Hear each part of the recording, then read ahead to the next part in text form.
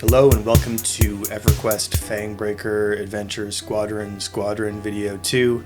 We're going to go to a spooky mansion today. I'm going to bloviate endlessly about the old days and how Everquest kind of happens while you're waiting for Everquest to happen. I'm going to show us killing some things, getting some new gear, and in general improving as people morally.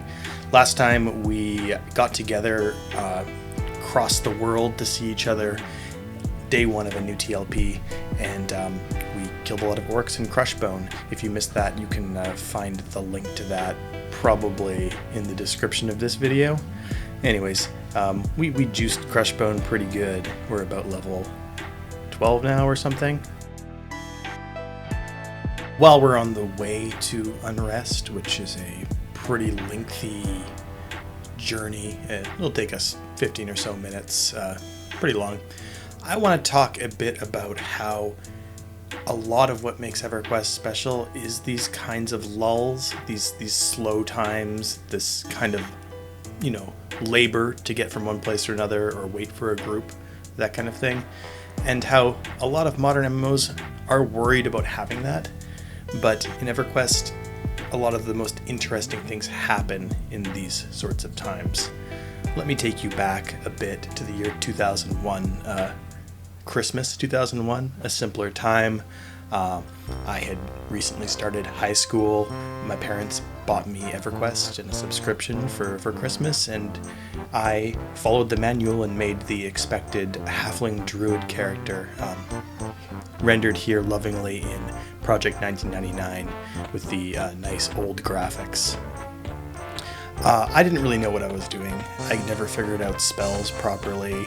I kind of just wandered my way out into the wilderness, into the misty thicket, and started fighting things.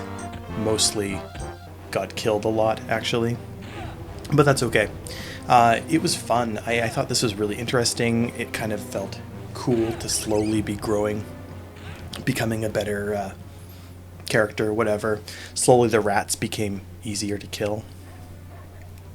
And then one day I met someone. I met another halfling, and he said, "Do you want to come out and join a group in the East Commonlands?" And I said, "Well, I don't know where that is." And he said, "Well, come on, follow me." And my whole world up until this point had been just the misty thicket. We went back through Rivervale, asked someone for a Spirit of Wolf buff, and decided to run through the actually quite dangerous Kithakor Woods, which during the night is full of really high-level undead creatures. There was no quest NPC that says, now that you've collected 32 badger paws, you can now make the journey to my friend in the Commonlands or something like that. There's no horse service that will take you there safely. It was just something that another player told me. And the experience of getting through these cramped woods, leaving and entering this open savanna, this place where everyone was buying and selling and trading on that server, that was pretty unforgettable to me in a way that more narrative RPGs that have tighter mechanics and tighter kind of progression structures never had for me. I thought this was really cool. And I mean, from the perspective of a modern MMO where things like user retention are really important, the idea that someone could just not know where to go next and then not have the intended fun obviously is bad, and there's probably many people who didn't find a random halfling that would take them through the forest to the next area. But to me, those kinds of unscripted experiences are pretty special. So here we go. We now have Spirit of Wolf, and we have invisibility, so travel is a little bit less dangerous. Later on, we'll be able to just taxi everywhere with druids, and then eventually they'll open up the plane of knowledge, and travel will become nothing. But I feel like we kind of lose something with that, right? Like, it's when travel and other things like that are a little bit uncertain, you're not sure where you need to go, you don't know how to get there, it's a little dangerous, that becomes part of the game. And a lot of my favorite memories of this game are by doing that. Anyways, we've arrived at the Estate of Unrest. Let's have a look.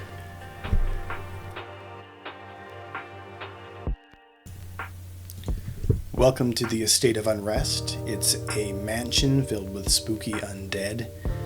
It's got this outrageous hedge maze, and it's got some pretty classy fountains outside. And we'll spend some time on its ample grounds slaying the dangers out here, which are mostly skeletons, zombies, and these nasty little death beetles. The beetles themselves are not aggressive, but if you fight near them, they will swarm you. So that can be a fun little dynamic challenge here.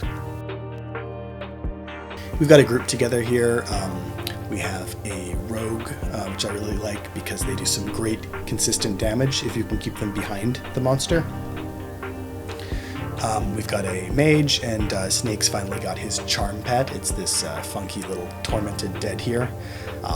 Great damage. Occasionally it takes revenge on our poor enchanter and decides to wall up him. In that case, my job is to usually just let it happen, but sometimes I have to intercede and throw a stun on that thing. Here I am. I'm able to take a lot of hits now, or a few more, and Broaf can keep me alive for a lot longer now that I have at least some armor. And throughout this session, I end up collecting quite a bit of chain armor, so I'm able to be a little stronger. I decided to move the group into the main room now. This involves breaking the camp, so there's a couple skeletons here and ghouls that would be a little bit hard to deal with on their own. So I'm using lull to lower their aggro radius. And then when I pull, I hopefully only get one or two, and the group can deal with it. So yeah, I can pull, and I instantly get rooted. This can be a death sentence, because I cannot move. But I yell for help, and the group comes in. And I think Snake and Broaf have the heads up on that because we're on comms. Anyways, group comes in, and I'm pretty low on health here, but they pull me out. And again, we've got a pretty good damage team going here. The two mages do great damage with their pets and their bolts, and we also have Rayek the rogue here. So we're able to grind these guys down, no problem really.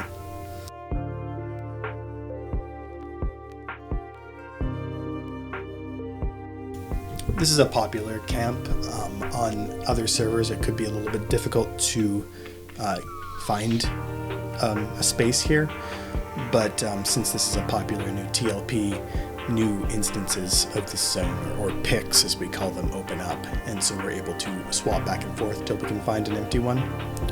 And generally the idea is we sit in this main room here, and I will run around and pull monsters into us, and we can just bask in this, the ambiance, the decoration of dead adventurers and spikes and overturned furniture. These people are too rich and evil to even have proper furniture. Anyways, so I'm going to go for a pull here, and we'll see how that goes.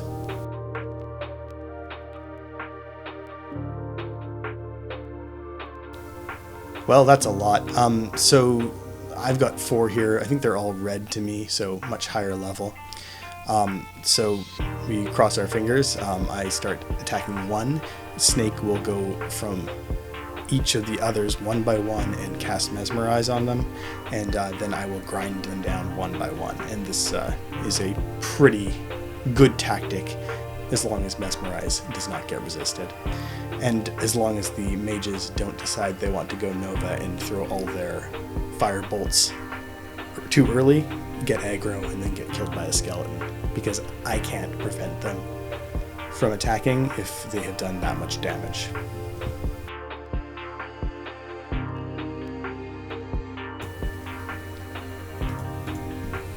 Broaf has started using a slow spell. This is going to be a big improvement because if a monster attacks slower, I don't get hit as often, I don't need to get healed as often, and generally everyone's much happier. It does cost a little mana, but I think the exchange rate's pretty good for that.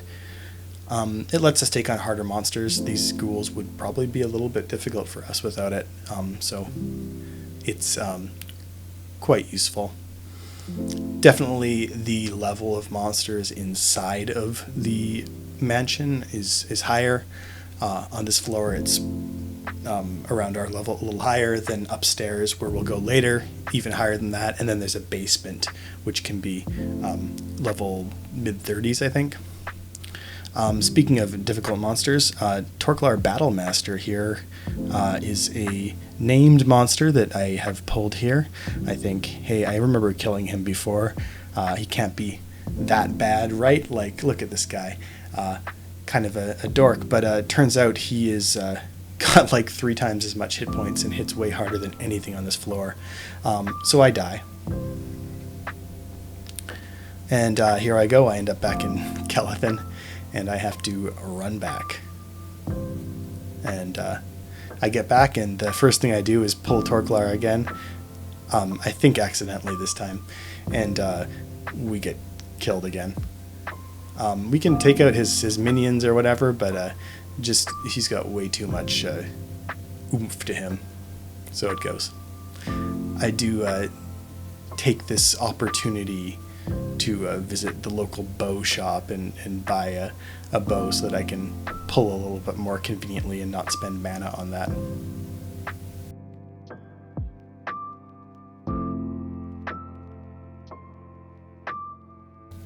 We decide to hit the yard for a bit more. Stuff here is just really easy to kill and quite quick, so we're able to just pull tons at a time now. It does feel like a step backwards, but you know, it's just sometimes the most efficient thing to do is kill a lot of blue slightly lower level monsters. Around this level, the enchanter really starts coming into their own here, so just managing these larger groups by mesmerizing everything makes things much easier. We're using the main assist feature, so whatever I target gets these little arrows next to them. That way everyone can always target exactly the same thing as me, so we don't break mesmerize, and we don't have those dangerous fights with 10 things. We have fights with 10 things one after another.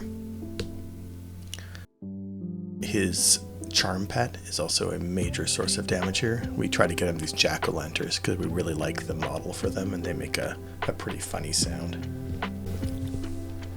We get back into the main room here. We fight some fairly high-level ghouls at this point and start to feel, you know, a little more confident in our ability to fight these things. I believe I get a higher level anti-undead nuke at this point, which does quite a lot of damage, but my skill level is kind of low on evocation, so I keep failing to cast it. And then we pull Torklar again, and again, same story. We mesmerize him, kill the ads, and when we turn on him, well, we're able to take him down. This feels pretty good. I'm quite happy that we did. I think a lot of this has to do with having a monk in the group. Monks are very good melee fighters without having too much need for any gear. But here we go. I can keep aggro this whole time pretty much. Between the monk and Snake's ghoul wailing on this guy, it's not too much trouble to get his huge hit point pool down. And there we go. It grinds down to 15, 12, 11, 9, 8%. No big problem here, and he drops nothing useful. It's one of those really disappointing fights in the game. But that gives us some confidence, and we believe we can take on the fireplace area now. This is my favorite camp in this part of the game, and it just is full of pretty good level undead to kill, and some of them drop some pretty nice magical items. It's this cozy little spot here. There's an armchair, a fireplace, and a bunch of ghoulies to kill. What else could someone ask for? As we get into our late teens and early 20s, the shaman gets a lot more tools to deal with things. He has better damage over time spells now, so he can choose if he thinks a fight's going to last a minute or two to drop one of these long-term poison spells, which will do a lot of efficient damage. However, if it's going to be a really quick fight, it's rarely worth doing that. His heal is much stronger now. He doesn't have to just slam that minor healing or light healing over and over again. He can really get a big chunk of my health up with a new heal. And finally, the slow, which I mentioned before. If he chooses to do that on a longer fight, it can mean much less healing later. So really it's about balancing mana in, mana out. What can I do now to save mana later? And that kind of thinking. On top of that, using buffs, which can last 20-30 minutes, but are very mana heavy, can be another important thing to manage and balance when you are in a long-term group like this. I'm also having much less trouble, again, keeping aggro. You'll notice down there in the middle of the screen the extended target window. This comes online at level 20, and it lets us see exactly how much aggro everyone is generating. It's a really cool and useful way to target and to manage aggro in a group. And it's one of those things where it's certainly not a classic experience in Everquest. It's also a little bit like Excel spreadsheety, but I do think it's very fun and helps make this old weird game much more playable. It also is really helpful for allowing you to target things without clicking on their models in-game, which can be really annoying when there's a lot of things clumped up together, which happens all the time, right? The group composition changes over time here. We have people coming in and out, but it's usually pretty easy to get good group members up at such a good camp like this, especially on day 2 of a TLP. We are really flying through levels here. I get a chance now to do some pulling because our other pullers, our bards and monks, have all left, so I get to explore the top levels of Unrest here. It's a really cool dungeon, and I think it's a shame that most people who aren't pulling don't ever come up here. They'll just wait till things are brought to them, and in that way, like, grouping in this game can be a little bit less dynamic than in a modern dungeon run based MMO with instances where you go through rather than spots where you camp and have monsters pulled to you. Again, just a different thing. These monsters are not as hard as they were when we started. We're able to grind them down really great. And after a little time, I pull one of my favorite monster models in the whole game here. This is a rare monster that's going to drop something interesting, but we get the hand. Nothing too special about what it actually does, but look at that frickin' model. It's got a mouth on the bottom of it, and it's got a big bangle around it. This is some really fun Addams Family shit that they put in here, and I don't know, I appreciate it because it gets a little bit tiresome to see these ghouls, which have the exact same animations and body shape as goblins from before, just are a little nastier, and skeletons, which we've fought a million of, but we've got this really funky animated hand. I think we had some good finds in this session too. I'm mostly kitted out with chainmail armor, which makes a huge difference again in my ability to tank, and I think Snake picked up a Savant's cap, which is a handy caster hat. So with that, we wrap up our third day on the TLP. I think we're in our mid-20s now, and we made some amazing progress, got some gear here, everything like that. I decided to use the origin ability to take myself back home to Rivervale, where it all started for this character and for my very first character, as I mentioned. And I'm a little bit annoyed by this because Rivervale is in the middle of nowhere. It's a sleepy backwater even in this game. And, that is okay because Everquest dares to be boring and slow and weird and awkward and rely on other players. And I think that that's what sets it apart from games that just constantly spoon feed you dopamine.